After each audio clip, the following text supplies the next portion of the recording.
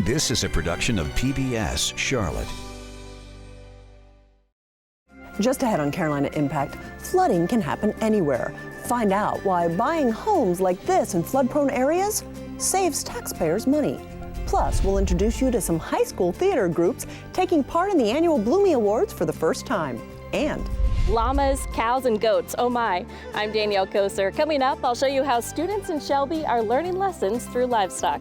don't go anywhere. Carolina Impact starts right now. PBS Charlotte presents Carolina Impact, covering the issues, people, and places that impact you.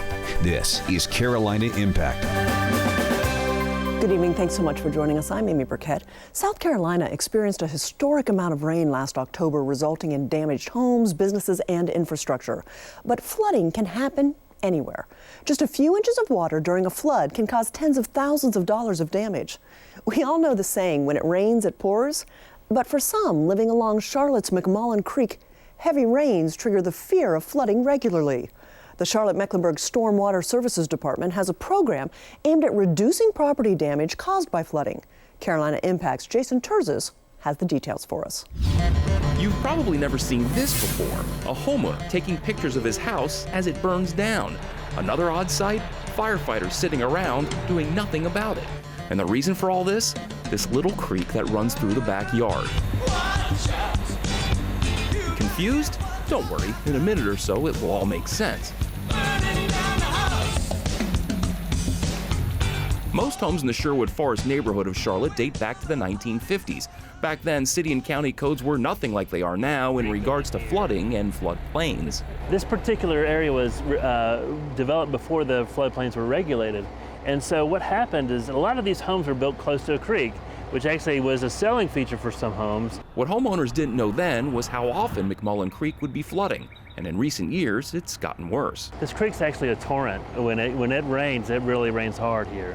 And this is a notorious area. Addison Road is constantly being closed because of flooding. When we first bought the house, we knew it was in a floodplain, but the floodplain was in the backyard near the creek. And over the 28 years, they've redrawn the floodplain line all the way up to the street. Built in 1955, Richard Dunn's family lived in this house on Stafford Circle for 28 years. We've had four FEMA claims. It's never been in the house, but it was always in the crawl space. So it got the ductwork, the insulation, and the HVAC system. So we've had four brand new HVAC systems since we've been here. Since 1998, Charlotte-Mecklenburg Stormwater Services has bought 406 flood-prone homes and buildings, totaling 143 acres. It's a voluntary program. What we do is we ask the homeowner, we ask for their cooperation. If they're interested, we'll make them a fair market value offer. Taxpayers pay for the buyouts, but in the long term, the county says it avoids an estimated $300 million in future flood losses. It also saves use of emergency responders. Currently on this street, we have 4 homes that we've already purchased that are in the floodplain. There are others that may be eligible for the program, and we will work with those homeowners. I'm okay. I got a check, so I'm okay. So why burn homes as opposed to simply tear them down?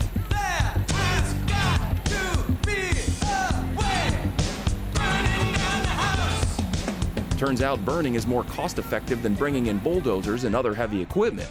But there's also another huge benefit: firefighter training. They probably didn't sleep last night knowing that they was going to burn a house the next day, but this is what they've been preparing for. Working the controlled burn, the Charlotte Fire Department's newest recruiting class, filled with 17 firefighting hopefuls.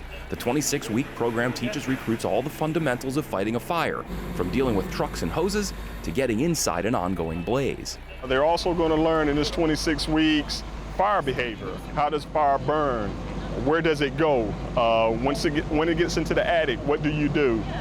If a firefighter goes down, what do we do? If there's someone in the house trapped, how do we get them out? We are giving them the building blocks, the foundation that they will apply throughout the remainder of their fire service career with the city of Charlotte. And this is kind of the culmination of that, doing a live burn. It's a final exam of sorts, and learning to fight flames in an active house fire is better than anything that can be simulated at the Fire Training Academy.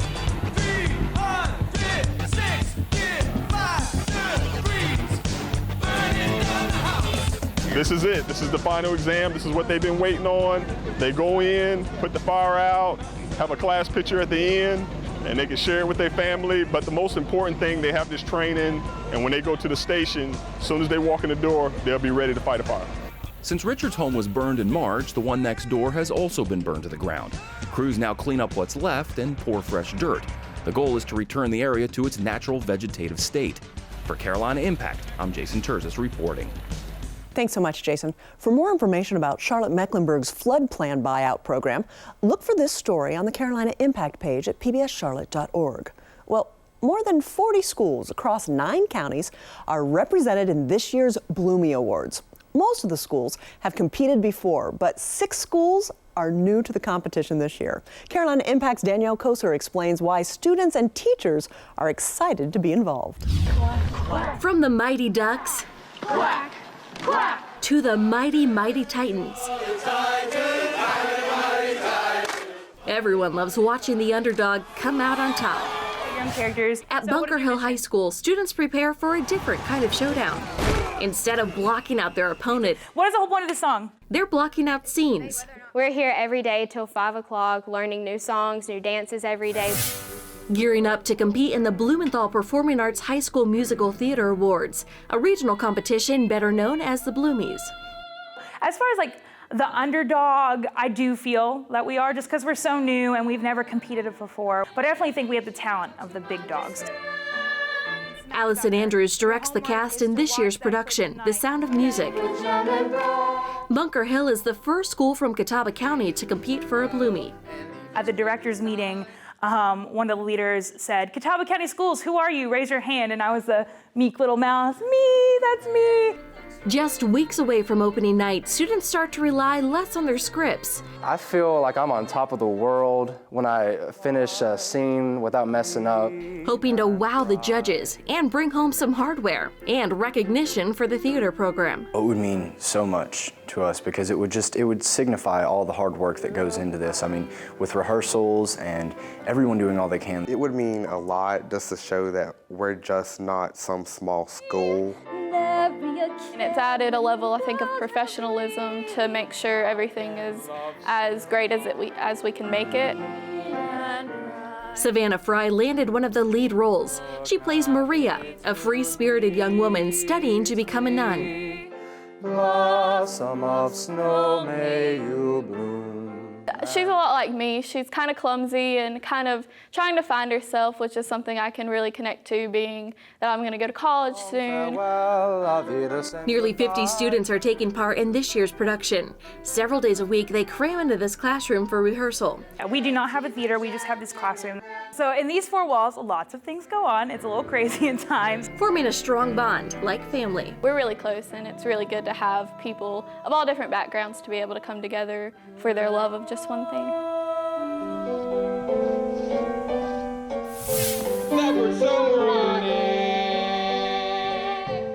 Also first-time contenders in this year's Bloomie Awards, students at York Comprehensive High School rely on a small cast to carry a big show. We're kind of like a little family. I say little because there's pretty much only 9 cast members. Magic foot, take me to the final route. They opted for a less traditional musical, the 25th annual Putnam County Spelling Bee, featuring 6 quirky characters battling it out in a middle school spelling bee. P-F-E-F-F, P-F-F. My character is Chip Tolentino. He's last year's champion and due to unfortunate events, gets out kind of early this year. I chose the show because my students desperately wanted to do the show. They've seen it and they loved it. Jessica Williams has worked to expand the school's theater program since she started teaching here 4 years ago. If we brought home a Bloomie, it would definitely bring some much needed recognition. You know, as a fledgling program, we struggle to have the recognition that some of your other programs have. Where should we be? We've competed in competitions before, but nothing quite at this scale. I knew that we have what's in it to get pretty far in this competition. I mean, I hope they see everything, the characterization, all the work we put behind it, and I hope they see it and enjoy it.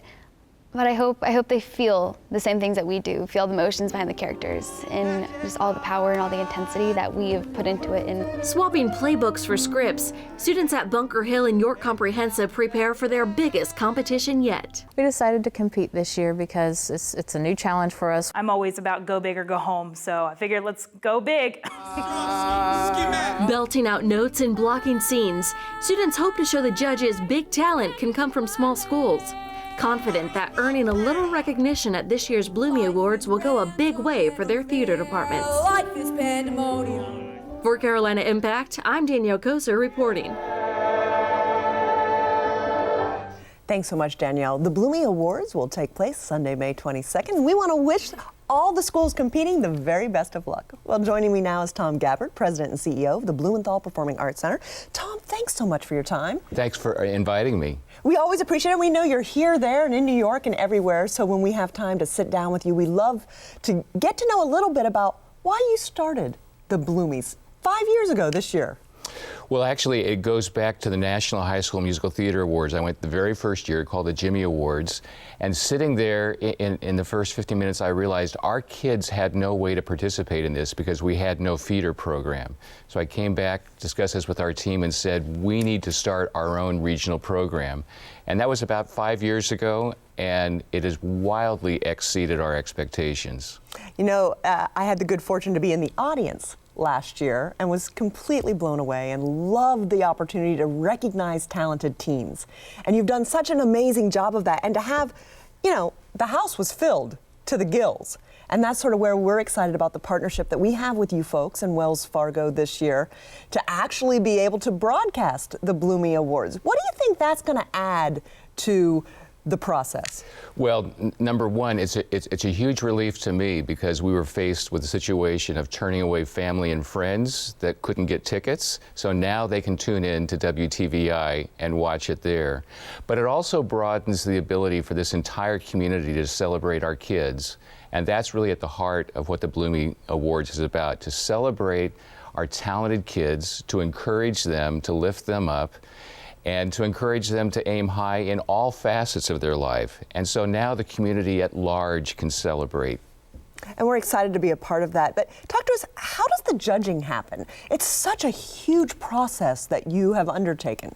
It is huge, and we're fortunate to have a very talented group of volunteers who fan out across the region. The Bloomies applies to 16 counties, so some of our judges have to travel a distance.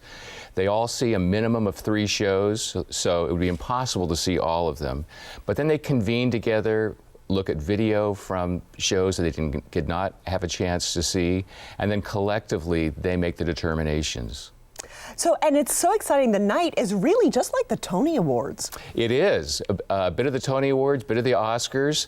I'd say also a bit of Friday Night Football because there's just a great spirit to it.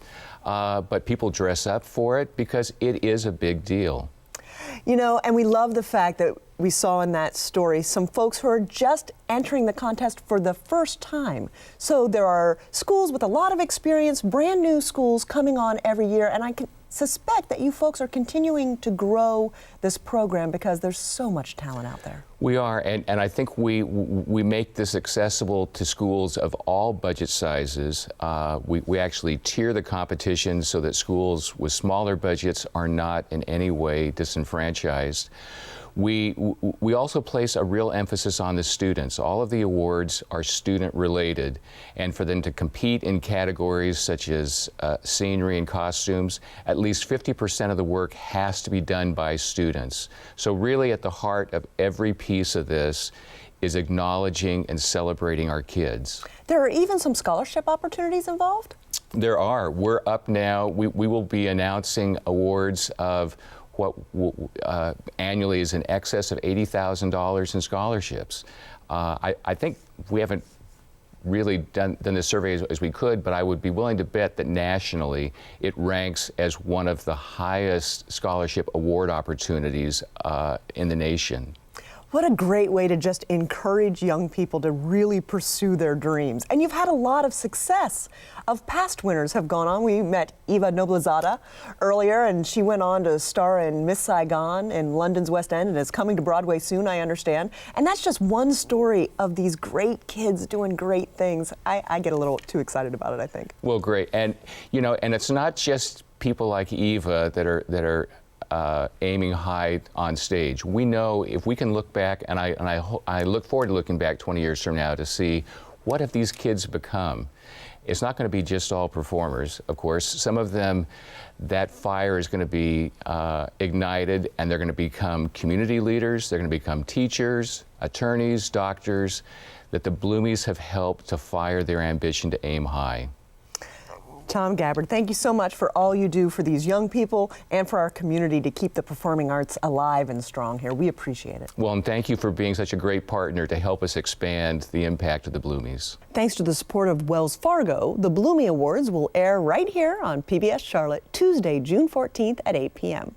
Well, we often hear about students finishing college with a mountain of debt and few job prospects in their field. From healthcare and gaming to banking and online shopping, computer engineers work in nearly every industry, and they're in high demand. As Carolina Impact's Jeff Rivenbark explains, with the right training, students don't need to accumulate big student loans to land a rewarding career. Good girl, give. Trent Helms enjoys duck hunting with his 5-year-old yellow lab, Nellie. Sit. To make sure she's ready for duck season, he tosses a toy to teach her how to retrieve on command. I love being out, just having a nice spread to relax in. You know, you can get away. You don't have to listen to all the hustle and bustle. You can just slow down, and you know, things are simpler in the country, is the way I like to say it. But as much as he likes hunting, Trent really loves his job as a technical support technician for Microsoft, which allows him to work from home a few days each week. Get out of bed, walk into the office, and you're already there and working. When the phone rings, thanks for calling Microsoft Support. This is Trent. The person on the other end could be anywhere. I work with customers all over the world. You know, just recently was working with a customer in India. Been working with customers in Australia. 2 years ago, he landed a job with Microsoft in Charlotte. Technology changes so fast. You've got to stay on top of things, and you know, there's always going to be something new that's out there. A willingness to learn new things has also contributed to 39-year-old Brantley Whitley's success. I have found my rhythm, Livy. In his free time, he likes playing video games with his kids. When it's time for Dad to go to work, he doesn't have far to go. A premier field engineer for Microsoft, Brantley also works from home. The number one driver that I like about Microsoft and the job that I have is the smart people that I get to work with every day. Brantley gets a great sense of satisfaction when he solves a client's computer problem. When you get to help resolve a problem, or you file a design change request or a bug against Windows or a product, a Microsoft product, you get to work with the people that write the code. That code runs on 1 billion devices. So you've made your mark on the world when you work for, you know, an entity that has that level of impact. Trent and Brantley got their start here at Stanley Community College with a 2-year degree in computer engineering technology. Remember to organize your screws and parts as you take them out.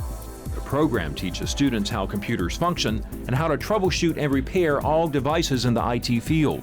The median wage is more than $52 an hour, or $109,000 annually. In today's lab, we're going to simulate replacing a motherboard in your laptop. But instructor Dan Palmer points out the pay in rural areas like Stanley County is a bit less. Local companies here aren't going to pay as much as some of the big companies down in Charlotte do. However, the key thing is to get job experience, continue learning in this field of study, get certifications, and then you can move up the chain in any organization you're in. People in this field need strong math skills. We're a little heavier on mathematics than most of the other programs because you need math skills for all the circuits you're going to design and develop. This basic electronics class is one of many which prepares students for entry-level careers in computer, electronics, and biomechanical engineering. Instructor Jeff Swearingen says the sky's the limit. They get the skills that they need. They apply themselves so that they are at the top of that skill set, and they can write their own ticket for anywhere they'd like to go to work. And that's because there's a huge demand for workers with these skills. We have employers contacting us all the time looking for graduates that we don't have enough of. Swearingen says there's a huge payoff for folks going into this field. We have students that can come out of here with a 2-year degree and some certain certifications that will make more money than someone with a 4-year degree. In addition to keeping tuition costs down, most students leave here on the fast track to landing a job. You're immediately marketable to the community and very little money to pay back. I'm a product of the community college system, and I'll tell you, it is the best bargain out there in education.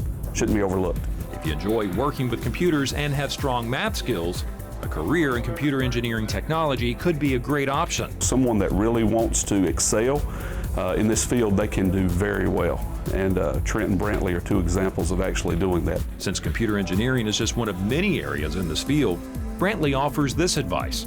Don't get locked into a mindset that you're good at one thing and not another. Just try to be open-minded and explore all aspects of it until you land on something that you just can't get enough of. As for Trent, he says constantly reading and learning about new technology trends ensure he's prepared to handle his client's next call. Technology is changing so fast, you've got to stay up with the next, what's coming up. So, you know, the next server version's coming out, we've got to hone our skills to be able to support that version, just like I've got to take Nellie out and keep her skills sharp when she's retrieving a duck. And keeping your skills sharp helps a hunter or a computer engineering expert stay at the top of their game. For Carolina Impact, I'm Jeff Rivenbark reporting. Thanks so much, Jeff. To learn more about careers in computer engineering technology, head over to our website and look for this story at pbscharlotte.org. Finally tonight, think back to when you were in school. That's beginning to be a very distant memory for me. Chances are, back then, you spent most of your day sitting behind a desk. Some students in Shelby take to the great outdoors to learn. Carolina Impact's Danielle Koser shows us their unusual classroom. Down south to the land of the pines, I'm thumbing my way into North Carolina. Blue skies and green grass set the stage for learning at Crest High School. Out here in the country, students radiate that good old Southern charm. Yes, ma'am. This farm doubles as a classroom, teaching students about animal nutrition, anatomy and physiology, and breeding. This is our animal science facility. We're able to come down here and have hands-on experience. I love being out here just because you get fresh air. The curriculum includes caring for 2 cows, 2 llamas, and 15 goats, with more on the way. They can have singles, they can have doubles, they can have triples. So, I mean, you know, we're going to have a bunch. Surprise gave birth to triplets in March. She's the alpha goat. If she's not in charge, she will find a way to be in charge. And she's kind of a legend around here. She is broken out of her cage, broken into the barn, and the llamas follow in and completely knock over all our grain and pretty much trash the entire place.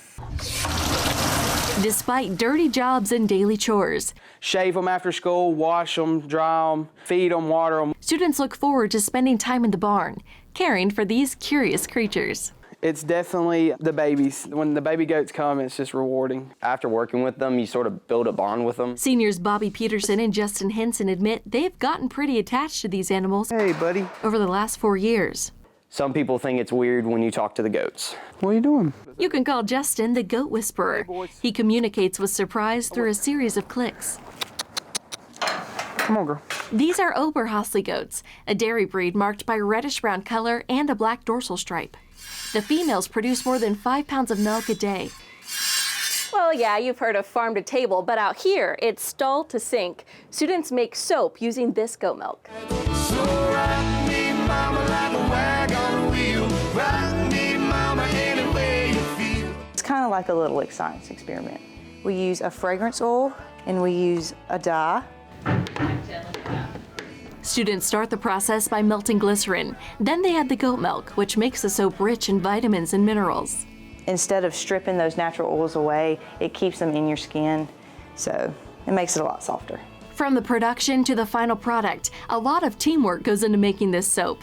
Marketing students design these labels. Anytime we do anything hands-on, that's when we have those aha moments, because you can tell them things in the classroom and they can write notes, but once they actually do it, it's a whole different story. Teacher Kay Harris says students spend half their time in the classroom and the other half in the barn, where they learn how to prioritize tasks and manage time. For me, it's one of those things where it's great to see that they are learning responsibility. When you work with animals so long, you sort of start to get some work ethics that you can't just learn from a textbook. And it changes your outlook, absolutely. Some students, like Bobby, grew up on a farm. So this is definitely feels like home. But for others, this class gives them an opportunity to explore something new. It's something that I can't do outside of school, to be honest with you. I'm not from a farm family. Learning leadership and social skills, this course prepares students for life after high school. Casey Bright is an aspiring veterinarian. It's extremely rewarding to see that, oh, my goat is still here, still alive, sometimes has kids with them, and they're all happy and healthy, and you did a good job. If I didn't have this program, I definitely wouldn't be going into agriculture at all. I love what I do. You know, I love this program, and you know, we've got great kids.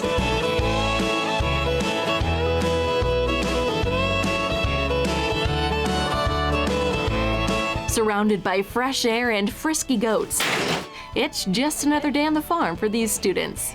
Feeding and grooming the animals, they expand their horizons through agricultural education, exploring their role in the future of farming. For Carolina Impact, I'm Danielle Koser reporting. Thanks so much, Danielle. Many students are also involved in the National Future Farmers of America, or FFA organization. The program helps prepare students for a number of different career paths. Bobby Peterson plans to study bioengineering, and Justin Henson wants to be an ag teacher. We wish all those students the very best. Well, remember, you can go to our website to sign up for weekly e-newsletters that tell you all about the exciting programs airing here on PBS Charlotte each and every week. So look for the purple box on our homepage to sign up for these weekly newsletters. Well, that does it for us this week. Thanks so much for your time. We always appreciate it. And we look forward to seeing you back here again next time on Carolina Impact. Good night, my friends.